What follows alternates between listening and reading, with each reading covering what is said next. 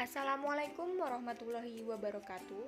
Kami dari kelompok 3A dan B akan menjelaskan tentang Gingiva Index atau Indeks Gingiva.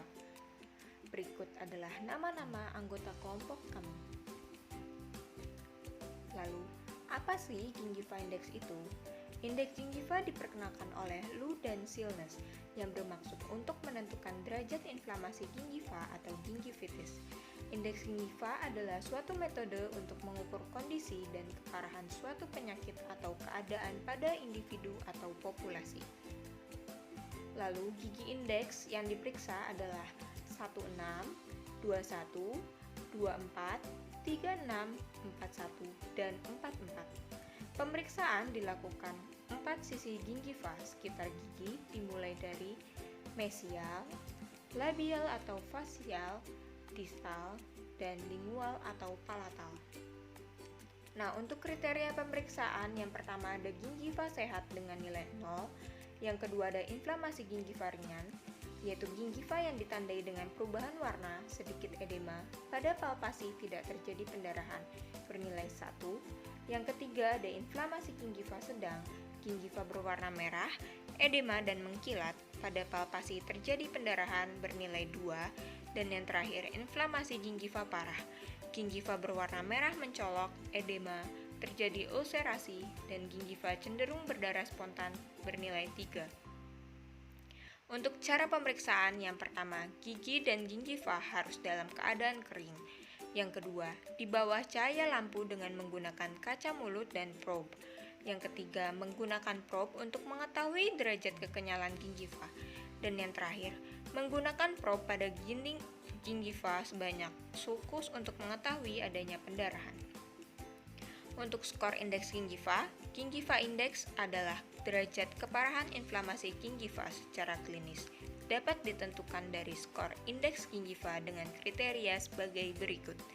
Untuk skor indeks gingiva dari 0,1 sampai 1,0 yaitu gingivitis ringan, 1,1 sampai 2,0 gingivitis sedang, 2,1 sampai 3,0 gingivitis parah. Cara menghitung skor indeks gingiva, skor setiap gigi diperoleh dengan menjumlahkan skor keempat sisi yang diperiksa, lalu dibagi dengan 4 atau jumlah sisi yang diperiksa, jumlah skor semua gigi yang diperiksa dibagi dengan jumlah gigi yang diperiksa, maka diperoleh skor indeks gingiva. Nah, yang ini ada gingivitis, yaitu suatu bentuk penyakit gusi yang menyebabkan gusi meradang. Penyebabnya adalah kebersihan mulut yang buruk. Radang gusi yang tidak ditangani dapat menyebabkan gigi terlepas atau kondisi serius lainnya. Gejalanya, gusi yang bengkak-bengkak, surut, kadang-kadang lembut, atau yang mudah berdarah. Lalu ada periodontitis, suatu infeksi gusi serius yang merusak gusi dan dapat menghancurkan tulang rahang. Periodontitis umum terjadi tetapi dapat dicegah. Penyebabnya biasanya kebersihan mulut yang buruk. Periodontitis dapat menyebabkan gigi tanggal. Periodontitis merupakan faktor resiko untuk penyakit jantung dan paru-paru. Gejalanya berupa gusi bengkak, merah, dan lunak. Lalu ada abses gusi, kantong berisi nanah di gigi yang disebabkan oleh infeksi. Infeksi dapat disebabkan oleh lubang gigi yang tidak ditangani, cedera, atau penanganan gigi yang sudah lama. Infeksi pada mulut yang dibiarkan dan akhirnya membentuk kantung atau benjolan berisi nanah pada gusi. Gejalanya yaitu gusi terasa nyeri, bau mulut, dan demam.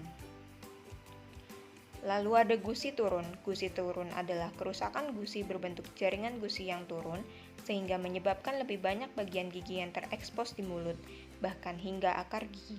Kondisi ini dapat menyebabkan adanya celah atau kantong di antara gusi dan gigi yang membuat bakteri dan kotoran menumpuk. Penyebab gusi turun yang utama adalah buruknya kebersihan gigi dan mulut, seperti adanya penumpukan plak dan bakteri pada gigi. Sekian yang dapat kami sampaikan, kurang lebihnya mohon maaf. Wassalamualaikum warahmatullahi wabarakatuh.